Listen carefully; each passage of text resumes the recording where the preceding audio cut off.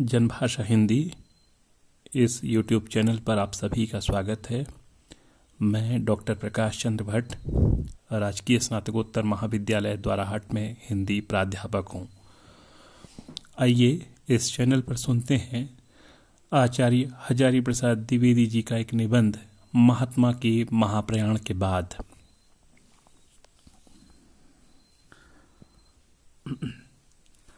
महात्मा जी को एक पढ़े लिखे हिंदू युवक ने गोली मार दी। यह समाचार कुछ ऐसा विचित्र और अप्रत्याशित था कि शायद ही किसी ने सुनते ही विश्वास कर लिया हो। मुझे भी शुरू में विश्वास नहीं हुआ, परंतु बहुत शीघ्र इसकी सच्चाई का प्रमाण मिल गया। महात्मा जी को सचमुच ही किसी ने गोली मार दी थी। सचमुच ही वे सदा के लिए हमें छोड़कर चले गए थे। सचमुच ही पशुता ने मनुष्यता के अमर पौधे को चर डाला था। सचमुच ही भारतवर्ष का भविष्य कुछ समय के लिए अंधकार से आच्छन्न हो गया था। सचमुच ही हिंदू धर्म के सिर पर वह कलंक लग गया था जो उसके हजारों वर्ष के इतिहास में अपरिचित था। महात्मा जी सचमुच मार डाले गए। उस दिन और उसके दूसरे दिन भी हम लोग देर तक रेडियो सुनते रहे। इस घृणित हत्या ने संसार को बुरी तरह आलोड़ित कर डाला। हम रेडियो पर महात्मा जी के प्रति प्रदत्त श्रद्धांजलि अर्थात गुणगान सुनते रहे। बोलने वालों में किसी की वाणी रुद्ध हो जाती थी, किसी की तेज, किसी के स्वर में शोक का वेग प्रबल होता था, किसी के में क्रोध का। हम सुन रहे थे। न जाने क्यों सुनना उस दिन अच्छा लग रहा था। मन मानो अपने को कहीं उलझा रखना चाहता था। मानो अपने को भुलाने के लिए ही हम दूसरों की बातों में उलझे हों। बड़ी देर तक यही अवस्था रही। आँखिन में जो सदा रहते रहे, तिनकी अब कान कहानी सुनियो करे। फिर आपस में चर्चा होने लगी। समाचार पत्रों के लंबे लंबे पृष्ठों पर यह काली कहानी छपी और श्रद्धांजलि का तांता चलता रहा। किसी किसी की श्रद्धांजलि का स्वर दबा हुआ पाया गया। लोग नाराज हो गए। किसी किसी ने भावावेश में बहुत कुछ कह डाला। लोग कुछ प्रसन्न हो गए। यह सिलसिला कुछ दिन चलता रहा। फिर देशव्यापी धरपकड़ शुरू हुई। किसी को ठीक पता नहीं था कि षड्यंत्र का क्या और कैसा रूप है, पर समझते थे कि वह बहुत व्यापक है। किसी ने इस दल को डांटा, किसी ने उस दल को। शोक, क्रोध और घृणा की एक के बाद एक आती रही और जाती रही। आज भी मन मुक्त नहीं हुआ। महात्मा जी को खोकर हमने सचमुच क्या खो दिया है, यह आज भी ठीक ठीक समझ में नहीं आ रहा है। इतना भर निश्चित है कि हम अनाथ हो गए हैं। हम संसार की दृष्टि में गिर गए हैं और कहीं भी सहारा नहीं खोज पा रहे हैं। निरपेक्ष और अनाबिल दृष्टि से देखने की स्थिति में हम आज भी नहीं हैं। कब होंगे इसका भी कोई ठिकाना नहीं है। एक व्यक्ति कितना महान और कितना व्यापक प्रभावशाली हो सकता है। महात्मा जी भारतीय जनता की समस्त आशा आकांक्षाओं के साक्षात विग्रह थे।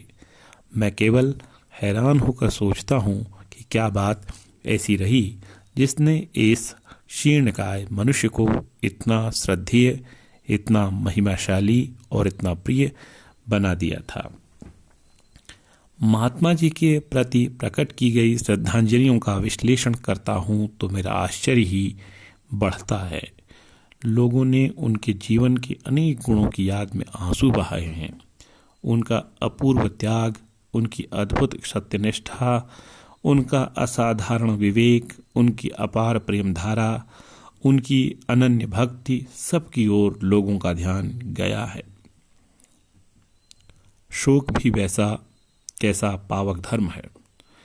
जिन लोगों के मुंह से हम कभी प्रेम और सत्य की बात सुनने की आशा नहीं कर रहे थे, वे भी दुविधाहीन कंठ से इनकी महिमा घोषित कर रहे हैं। जिन कूटनीति विशारदों के मुख से कभी उच्छ्वास और आवेग का एक भी शब्द नहीं सुना गया, उन्होंने भी अपना मौन भंग किया है। किसी किसी की गले में निश्चित रूप से आवेग पिछल भाषा सुनी गई है। महात्मा ने जीकर जो आश्चर्य दिखाया था, मरकर उसका कई गुना आश्चर्य दिखाया। यह सब कैसे संभव हुआ? क्या सचमुच आध्यात्मिक शक्ति की विजय हुई है? एक बात निश्चित है, संसार में सद्गुणों के समझदार अब भी हैं। लोग सत्य और अहिंसा को आज भी बड़ी चीज मानते हैं। आज भी प्रेम और भक्ति को लोग आदर की दृष्टि से देखते हैं। आज भी लोग अन्याय के प्रतिवाद करने वाले को श्रद्धापूर्वक स्मरण करते हैं। आज भी विवेक और निष्ठा को वही सम्मान प्राप्त है जो श्री कृष्ण, बुद्ध या विक्रमादित्य के युग में प्राप्त था। यह आशाजनक समाचार है कि संसार के प्रत्येक देश में लोग उन समस्त आचरणों को बड़ा समझते हैं जिन्हें प्रत्येक युग के महापुरुष बड़ा कहते आए हैं। मनुष्यता आज भी आसुरी वृत्ति से श्रेष्ठ मानी जाती है। आशा की जानी चाहिए कि एक ऐसा समय आएगा जब समस्त संसार हिंसा, घृणा और छीना झपटी के विषाक्त वातावरण से मुक्त होगा। यदि शब्दों का कुछ अर्थ है तो महात्मा जी के निधन के अवसर पर प्रकट किए गए शोकोद्गारों से आशा विश्वास का ही संचार होता है। जो बात मामूली बुद्धि वाले मनुष्य के समझ में नहीं आती वह यह है कि तप और त्याग की महिमा यदि सबको मालूम है तो क्यों नहीं लोग उन्हें अपनाते। यदि सचमुच ही लोग अहिंसा को बड़ी वस्तु मानते हैं तो क्या कारण है कि महात्मा जी के प्रति शोक प्रकट करने के साथ ही तलवार को सान पर चढ़ाते जा रहे हैं। लोग यदि बराबरी और भाईचारे के लिए मर मिटने वाले की प्रशंसा करते हैं तो क्यों नहीं साम्राज्य और शोषण के मोह को छोड़ देते हैं। मैं बराबर इस रास्ते सोचता रहा हूँ। संसार में उन गुणों के प्रति पर्याप्त श्रद्धा है जिनके प्रचार के लिए महात्मा जी जिए और मरे। तो फिर एक बार जी क्षुब्ध हो जाता है। कूटनीतिज्ञों के मुंह से सत्य की प्रशंसा सुनकर मन में ग्लानि होती है। सेनापतियों के मुंह से अहिंसा की स्तुति सुनता हूँ तो क्रोध होता है। सेठों और सामंतों के मुंह से त्याग और तप की चर्चा सुनता हूँ तो झुंझलाहट पैदा होती है। और साम्राज्यवादियों के मुंह से गांधी का नाम सुनकर ही घृणा हो आती है। जानता हूँ गांधी के अनुयायी के मन में ऐसे विकार नहीं आने चाहिए, पर लाचार हूँ। मैं अपने को सब समय रोक नहीं पाता। यद्यपि मुझसे अब तक किसी के प्रति कोई अनिष्ट आचरण नहीं हुआ है, लेकिन मन में इन विचारों का आना भी क्या कम बुरा है? इन अंतर्विकारों का कारण क्या है? शायद दुनिया भर के लोगों की कमजोरी का पता लगाने की अपेक्षा अपनी कमजोरी का पता लगाना ज़्यादा विश्वसनीय होता है। केवल निराश होकर सोचता हूँ, छोटी बुद्धि का इस प्रकार हाथ पैर मारना भी कुछ फलप्रसूद भी है। मैंने महात्मा जी के अनेक गुणों को अपने भीतर ले आने का संकल्प कई बार किया है। संकल्पों की सच्चाई के बारे में मुझे रत्ती भर भी संदेह नहीं है, पर बड़ी जल्दी मैं विचलित हो गया हूँ। मेरे जैसे और लोग भी दुनिया में होंगे। मैंने अनुभव किया कि बड़ी बातों का जीवन में उतार लेना भी तपा साध्य है। केवल संकल्प मात्र से कुछ नहीं होता। कठोर संयम और मानसिक अनुशासन के बिना मनुष्य किसी भी सद्गुण को नहीं अपना सकता। यह संयम और अनुशासन बड़े आयास से प्राप्त होते हैं। इसके लिए अभ्यास की जरूरत होती है। आजकल की भाषा में इसे चरित्र बल कहने लगे हैं। पुराने लोग इसे जितेंद्रियता कहते थे, और यद्यपि भाषा में वे कुछ कठोर जान पड़ते हैं, तथापि सच्चाई तक वे ही पहुँचे थे। महात्मा जी उनकी सच्चाई को अनुभव कर चुके थे, इसलिए कभी ऐसी भाषा बोला करते थे जो आधुनिक बुद्धि में आसानी से नहीं प्रवेश कर पाती थी। मैंने सन 1920-21 में सुना था कि महात्मा जी प्रहलाद के समान भक्त हैं। किसी देहाती भक्त ने यह बात मुझे बताई थी। बहुत दिनों तक मैं महात्मा जी को प्रहलाद का अवतार समझता रहा। बाद में जब बुद्धि को अधिक बहकने और विकसने का मौका मिला तो अनेक विद्वानों और सहृदयों के मुख से विभिन्न ऐतिहासिक पुरुषों के साथ महात्मा जी की तुलना सुनी। किसी ने बुद्ध से, किसी ने ईसा से, किसी ने युधिष्ठिर से इनकी तुलना की। एक मेरे कलाकार मित्र का दावा है कि तुलसीदास के पुराने चित्रों में जो चेहरा है वह निश्चित रूप से महात्मा जी के चेहरे से मिलता है। उन्होंने महात्मा जी के चेहरे की रामायत वैष्णव के रूप में सजाकर तुलसीदास का चित्र भी बनाया है। ऐतिहासिक पुरुषों के प्रवाह में मेरा उत्तरकालीन चित्र बह गया और प्रहलाद वाली बात दब गई। लेकिन महात्मा जी की हत्या के 3-4 दिन बाद वह बात मेरे मन में फिर से उदित हो आई। वर्षों की भूली बात झमसे मानस रंगमंच पर क्यों आ गई, यह एक रहस्य ही है। शायद मानस शास्त्र में इसका कोई कारण बताया गया होगा। कारण जो भी हो, प्रहलाद की कथा मुझे स्मरण हो आई। भागवत निकालकर मैंने नृसिंह स्तुति पाठ किया। पिछले कई दिनों में इस महान स्तोत्र को मैंने कई बार पढ़ा है। शास्त्रकार ने कितने शास्त्र मंथन के बाद यह नवनीत निकाला है। इसमें एक स्थान पर प्रहलाद ने भगवान की स्तुति करते हुए कहा है कि हे परम पुरुष, मौन, व्रत, शास्त्रचर्या, जप, तप, समाधि आदि बातें प्रायः ही उन लोगों के लिए सिर्फ जीविका चलाने की साधन मात्र रह जाती हैं जिन्होंने अभ्यास और वैराग्य के द्वारा अपनी इंद्रिय गण को वश में नहीं कर लिया है। जब तक मनुष्य अपनी इंद्रियों को नहीं जीत लेता, उसमें दृढ़ चरित्र बल का विकास नहीं हो जाता, तब तक वह इन बातों को अपने जीवन में नहीं ग्रहण कर पाता। असंयमी मनुष्य इनका महत्व न समझते हों सो बात नहीं है, पर उनके लिए यह महत्व केवल बात बनाकर जीविका चलाने का साधन रह जाता है। जो लोग दाम्भिक होते हैं वे तो यह भी नहीं कर पाते। मौन व्रतः श्रुतो तपो अध्ययन स्वधर्म व्याख्यारहो जप समाधय आपवर्ग्या प्रायः परम पुरुष ते त्वजितेन्द्रियाणाम वार्ता भवन्त्युत नवात्र तु दाम्भिकानाम।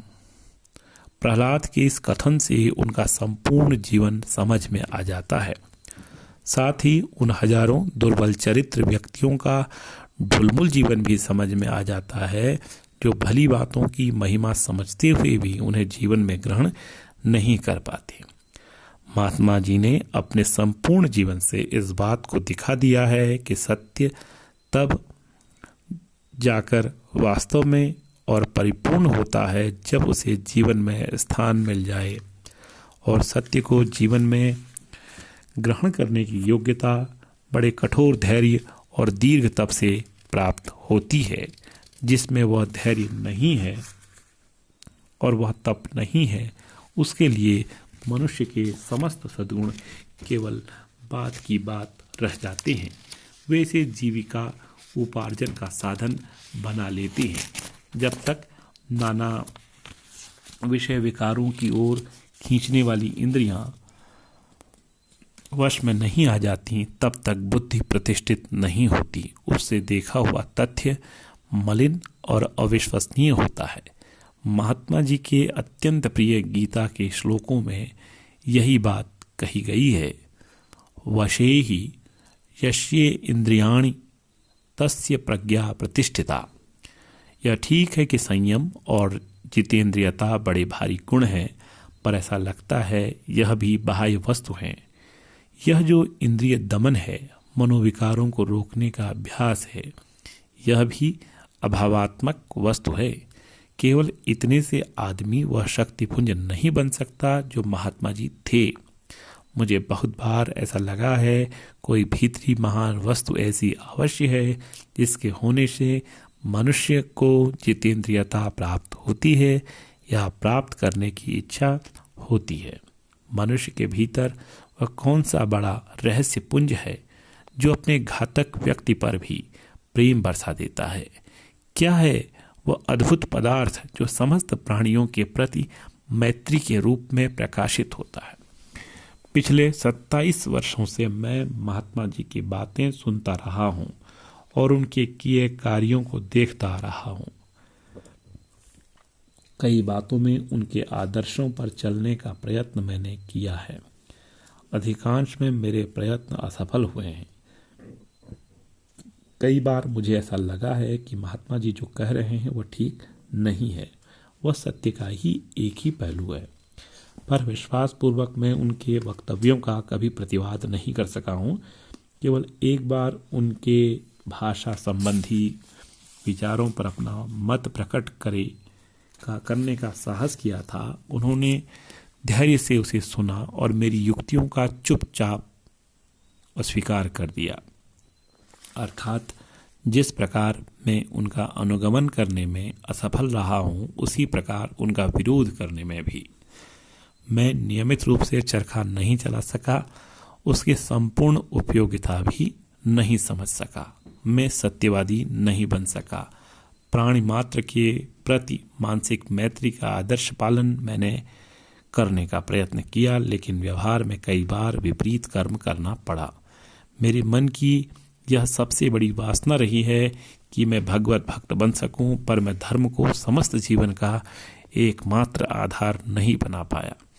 मेरा पक्का विश्वास हो गया है कि मेरा जीवन अवंचक धार्मिक का जीवन नहीं हो सकेगा। धार्मिक होने पर मैं वंचक बन जाऊंगा और अवंचक रहने पर मैं धार्मिक नहीं बन सकूंगा। मैं अपनी बात कह रहा हूँ। इस कथन का यह अर्थ एकदम नहीं है कि दुनिया में कोई भी अवंचक धार्मिक हो ही नहीं सकता। हो सकता है, पर वह उस धातु का बना नहीं होगा जिसका मैं बना हूँ। महात्मा जी के प्रति मेरे मन में इतनी श्रद्धा रही है जितनी किसी के मन में अपने उपास्य देवता की होती है। परंतु एक दिन मुझे उनकी ही बात सोचते सोचते ऐसा मालूम हुआ कि मुझे इस बात के लिए एकदम दुखी नहीं होना चाहिए कि मैं महात्मा जी का अनुसरण नहीं कर पाया हूँ। मुझे ऐसा मालूम हुआ कि मैं इस संसार में निरर्थक उद्देश्यहीन वस्तु नहीं हूँ। महात्मा जी ने स्वयं कहा था कि भगवान को जो कुछ उनसे कराना है उसे वे करा कर ही रहेंगे। जब तक भगवान का वह चिंतित उद्देश्य पूर्ण नहीं हो जाता तब तक मुझे कोई मार नहीं सकता। मुझे ऐसा लगा था कि महात्मा जी का इस पृथ्वी पर उतरना जिस प्रकार बड़े उद्देश्य का एक साधन मात्र है, वैसा ही प्रत्येक मनुष्य का है। मुझे इस विचार से संतोष मिला। मैं भी सच्चाई के साथ कर रहा हूँ वह सार्थक है। जो कुछ मैं वंचना के लिए करता हूँ वह निरर्थक है और असफल होने को बाध्य है। शास्त्रकार की भाषा में कहा जाए, सत्यमेव जयते नानृतम। अनृत स्वयं परास्त हो जाता है। मेरी बुद्धि और तर्क शक्ति को इस विचार से विराम नहीं मिलता, पर कोई एक ऐसा आंत धर्म अवश्य है जो इससे संतोष पाता है। कितनी ही बार मुझे ऐसा लगा है कि वह आंत धर्म, उसे आत्मा कहिए या जो कुछ भी कहिए, बहुत शक्तिवान जीवनोपादान है। उसके संतुष्ट होने से मनुष्य बड़ी आसानी से विरोधों और उपहासों की उपेक्षा कर सकता है। कई बार जब मैं उसे ठीक ठीक पकड़ चुका हूँ, मेरे अंदर अपार साहस आया है। मैं क्षण भर के लिए कभी उसका साक्षात्कार पा जाता हूँ और उस पर मेरा विश्वास हो गया है कि वह विशाल शक्तिपुंज मेरे भीतर है। जब जब मैंने महात्मा जी को विरोधों और उपहासों की उपेक्षा करके अपने मत पर स्थिर रहते देखा है, तब तब सोच में पड़ जाता रहा हूँ। आखिरी दिनों में मैं समझने लगा था कि महात्मा जी नित्य उस महान शक्तिपुंज को पकड़ कर रह सकते हैं, इसलिए इतने महान और तेजस्वी बने रहते हैं। मैं जब उस अपार साहस और अद्भुत दृढ़ता की बात एकांत में बैठकर सोचता हूँ तो रोमांच हो आता है। कभी कभी मन में यह भी तरंगित हो उठता है कि हम लोग उनके सामने इतने छोटे हैं जैसे हाथी के सामने चींटी। हमें अपनी सीमा पर रुक जाना चाहिए, पर शीघ्र ही उनके पवित्र तेज का प्रभाव पड़ता है। लगता है छोटे की भी सार्थकता है। अपनी शक्ति भर इतिहास विधाता की योजना में अपने आप को रूप देना ही क्या कम है। गुरुदेव ने अपनी मौज में मनुष्य की छोटी हस्ती को सार्थक करने का जो मनोहर गान गाया है, वह महात्मा जी के कर्ममय वीरता की झंकार के समान ही है। रविंद्रनाथ ने मानो इस कर्मयोगी के संदेह को ही अपनी शक्तिशाली भाषा में गूंथा है। एक मने तोर एक ताराते एकट ये तार से इटी बाजा, फूल बने तोर एकट कुसुम ताई निये तोर ढली साजा। ये खाने तोर सीमा से थाय आनंदे तुई थामिस ऐसे, ये कड़ी तोर प्रभुर दे ओया से कड़ी तुई निसरे हे से, लोकेर कथा निसने काने फिरसने आर हाजार टाने। येन ये तोर हृदय जाने हृदय तोर आचेन राजा, एकता राते प्रक एकट ये तार आपन मने सो इति बाजा। अर्थात तेरे एक तारे में जो एकमात्र तार है, उसे एक ही मन में से बचाता रह। तेरी फुलवारी में जो एक फूल है, उसी से अपनी डलिया सजा ले। जहाँ मेरी सीमा है वहीं आकर आनंद पूर्वक रुक जा। तेरे प्रभु ने तुझे जो कौड़ी दी है, उसी को तू हंसता हुआ ले ले। लोगों की बात पर कान न दे।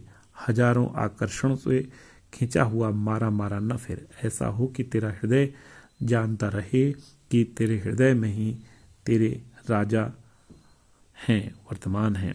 एक तारे में जो एकमात्र तार है, उसे ही अपनी मौज में बजाता रहे।